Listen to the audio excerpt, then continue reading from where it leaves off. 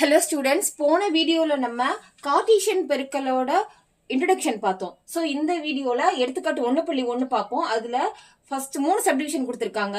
அதுல first subdivision A cross B and B cross A கண்டுபிடிக்கணும்.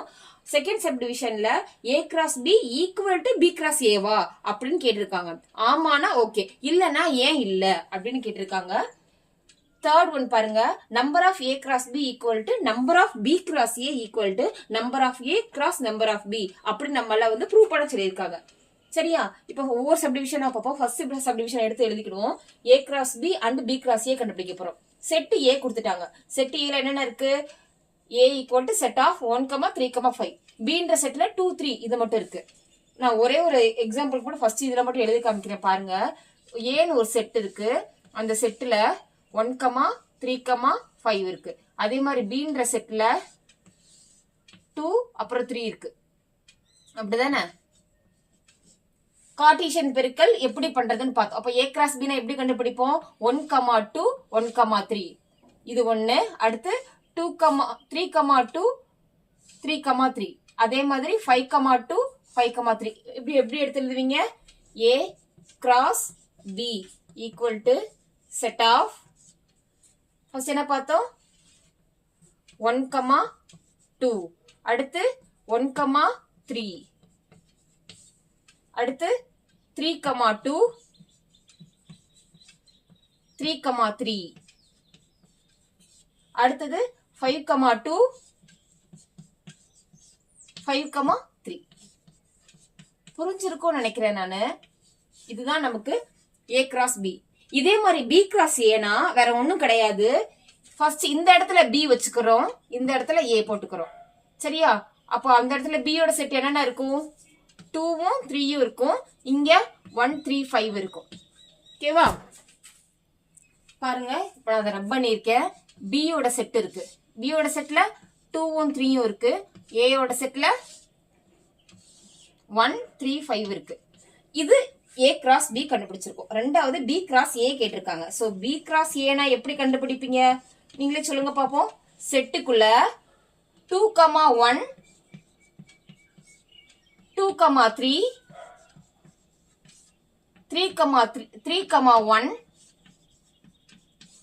3,3 அடுத்து 3,5 இந்த இடத்துல 2,1 எழுதிருக்கேன், 2,3 எழுதிருக்கேன், 2,5 எழுதாம விட்டேன் பாருங்க. 2,5 எழுதிட்டேன். சரியா? அடுத்து 3,1 எழுதிருக்கேன், 3யும் சேர்றது எழுதிருக்கேன், அப்புறம் 3,5 எழுதிருக்கேன். ஓகே, முடிஞ்சிருச்சா? இதுதான் பி கிராஸ் ஏ. சரியா? இது ஏ கிராஸ் பி. ஓகேவா? இதுதான் ஃபர்ஸ்ட் சப்டிவிஷன் முடிச்சிட்டோம். இப்போ அடுத்த சப்டிவிஷன் பார்ப்போம். இப்போ செகண்ட் சப்டிவிஷன் ஏ கிராஸ் பியும் பி கிராஸ் ஏவும் ஈக்குவலா இருக்கா அப்படின்னு சொல்லி கேட்டிருக்காங்க. ஈக்குவலா இருக்கான்னு பாருங்க. இதை நான் என்னது இவ்வளவு பெருசா எழுதிருக்கேன்னு பாக்காதீங்க. A cross B B cross A first subdivision கண்டுபிடிச்சோம்னா அதை தான் அப்படியே எடுத்து எழுதிருக்கேன், அப்படியே பார்த்து எழுதிருக்கேன், அவ்வளவுதான். சரியா?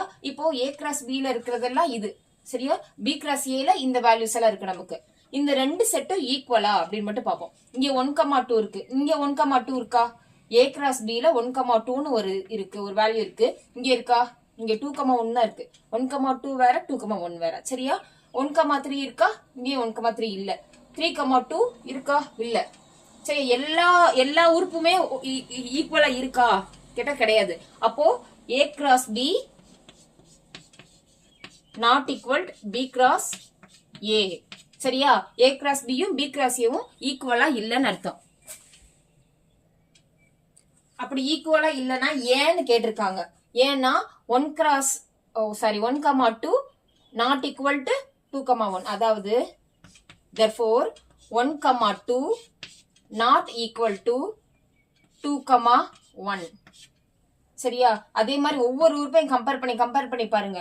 ஒவ்வொரு உறுப்பும் எல்லாமே அன்ஈக்குவலா இருக்கு. அதனாலதான் A cross B not equal to B cross ஏன்னு சொல்றோம். அப்ப இங்க 3,3 இருக்கு, இங்க 3,3 இருக்கு அப்படின்னு நீங்க சொல்லுவீங்க. ஒரே ஒரு இதை மட்டும் வச்சு நம்ம சொல்ல முடியாது. எல்லாமே ஈக்குவலா இருக்கணும்.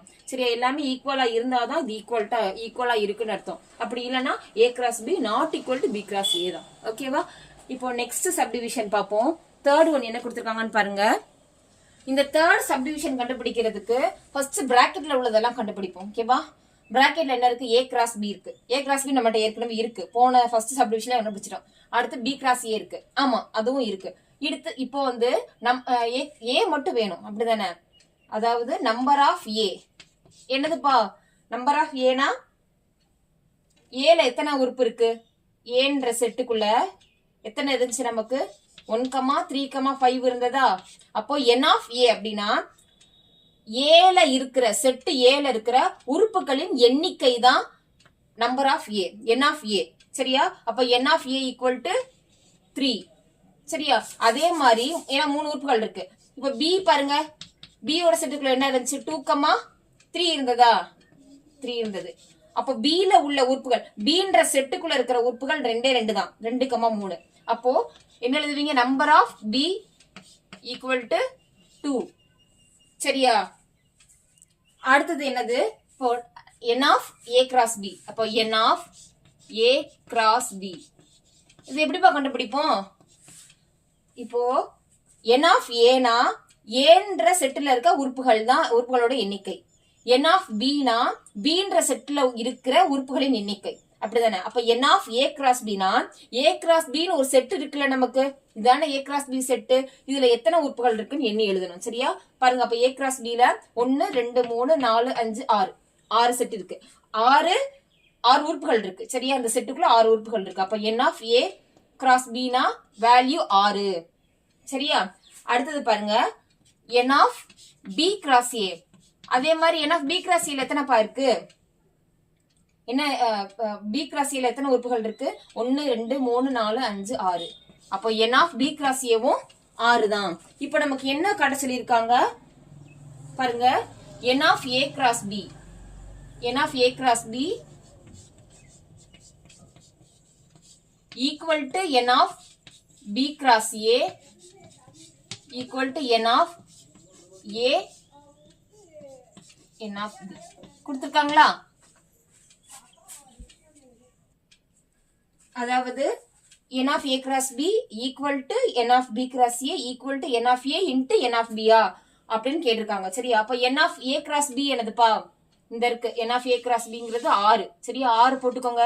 ஈக்குவல் டு அப்படியே எடுத்து எழுதிக்கோங்க. n of B cross A என்னது? இந்த இருக்கு. இதுவும் என்னதுதான்? 6 தான் நமக்கு. சோ 6 அப்படியே போட்டுக்கோங்க. Equal to n of A என்னதுப்பா? இந்த கண்டுபிடிச்சிருக்கோம்ல, உறுப்புகளின் எண்ணிக்கை 3 கண்டுபிடிச்சாலும் அதுதான் 3 இன்ட்டு இந்த இன்ட போட்டுக்கிட்டோம். n ஆஃப் B வந்து 2, அப்படிதானே? இங்க 2 போட்டுக்கிட்டோம். அப்போ 6 ஈக்குவல் டு 6 ஈக்குவல் டு 3 2 6. சரியா? அவ்வளவுதான். அப்போ இதுவும் நமக்கு சாட்டிஸ்ஃபை ஆகிருச்சு. இப்போ சப்டிவிஷன் 1 முடிச்சிட்டோம், 2 முடிச்சிட்டோம், 3 முடிச்சிட்டோம். உங்களுக்கு புரிஞ்சிருக்கும்னு நினைக்கிறேன். ஏதாவது டவுட் இருந்தா கமெண்ட் பண்ணுங்க. ஓகேவா? தேங்க்யூ.